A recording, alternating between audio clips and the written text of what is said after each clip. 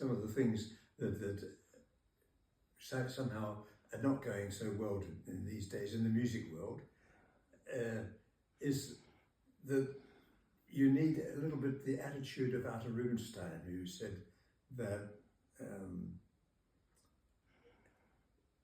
in a recital, sometimes there should be the possibility that things can go wrong. It doesn't always have to be perfect. In fact, just a little bit less than perfect is sometimes better, because somehow you get more to the real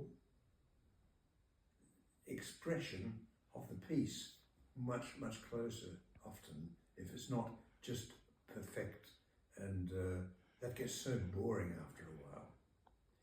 And that's the trouble, I think, with a lot of people, and unfortunately a lot of young musicians, because unfortunately what's happening, they can of course just listen to anything they want to hear and copy it. Even if they don't think they're copying it, they are. Usually we are somehow doing what we hear around us, unless we really start thinking a little bit differently. And this is what I like to work on. And also what I often miss, and I never see it actually, for instance, you'd be listening to a piece of music, and when do you actually hear in those pieces the real genius moments of those pieces? That you think, God, this is incredible, that this composer has done this in this way. You never hear that. It just plays on. It is always a part of a sort of metronomic tempo that keeps going and just doesn't stop.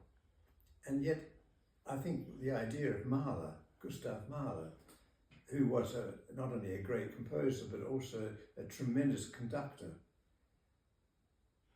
what we read about his conducting was the certain flexibility he had, the way he could actually let things come out and build it up in a more flexible way.